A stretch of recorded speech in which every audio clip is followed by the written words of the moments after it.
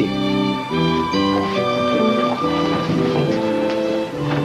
You who love Mason and Julia are here today to witness the act of faith and love by which they join their fortunes and future.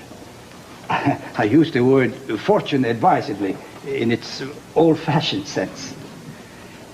None of us knows what chance may bring into our lives, yet by the words they are about to speak, Mason and Julia will defy both ill winds and fair winds and place their devotion to each other, their daughter, and to such other children God may grant them.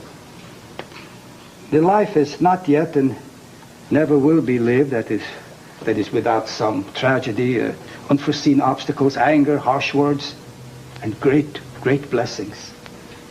Yet the love between this man and woman has given them the power to say that happiness, forgiveness, and peace are not only possible in this life, but are, in fact, theirs together.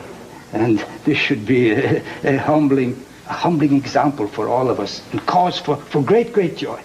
My role here is as yours, simply to witness and bless the difficult opportunity we come to forge in our presence today in their own words. So now, may I have the rings?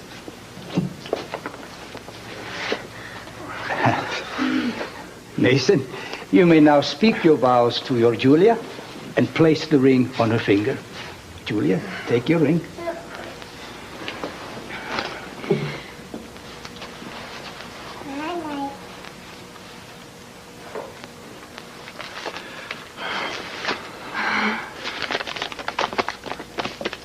Milk, butter, ground beef. These I pledge you for the rest of my days. And finally, my heart, this I pledge to you the rest of my days. You never said anything half that nice to me. It'll come to me. Mason, wing it. Why don't you start? And then what? Put the ring on my finger. I have to say the vows first. Then vow something. I vow that I will forever come home at a decent hour. And certainly other women are out of the question. Yes? Okay. Okay, I vow to do the same thing, too. And I vow never to floss in the bedroom. She says it sounds like somebody playing the harp. And money, I promise that I will always provide for you and Samantha. I thought we were going to leave things like that out. Well, in case you break your leg or get disbarred or something. Oh. Oh, well, okay, I vow to provide that for you, too. What I'd like to know is, what if you change your mind? Me? You promised me butter and ground beef and want to know if I'm going to change my mind? I'm still here, aren't I? Well, good, because I don't know if I could handle that. I don't... I swear before everybody that I really do want this. I don't know what's come over me. It's like a demon or something, but I think I might die if I don't, like, get old and fat and weed your garden. I mean, I worked so hard to be good enough for you. You are good enough for me. You always have been good enough for me. It's not your fault that I didn't know it. I promise never to do that to you again. I swear. What about if I come home late? Very late. That's okay. With lipstick on my collar. That's not. Just checking. Will you please vow to love me forever? So everybody can hear. Is that all? Well, I promise to love her forever. I do. No. That part is coming. I do.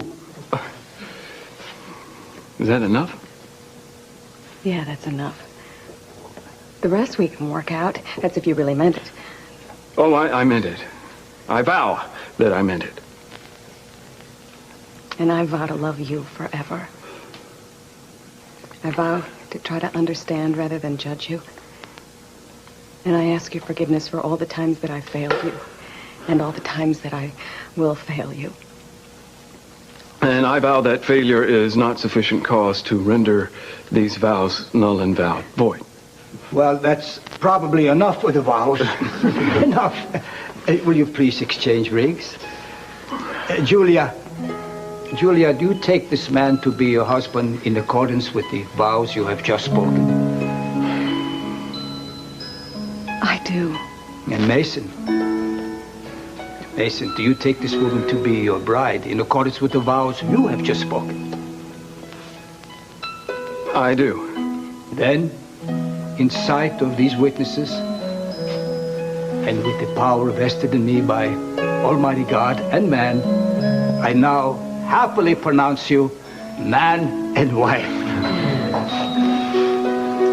Father, he was a man when he walked in here. Man and woman. Husband. Husband and woman. Husband and wife. Thank you. Now, my children, may you go in peace. And may the Lord's peace always be with you. And I mean it. We did it. Honey, you forgot to kiss me. Oh.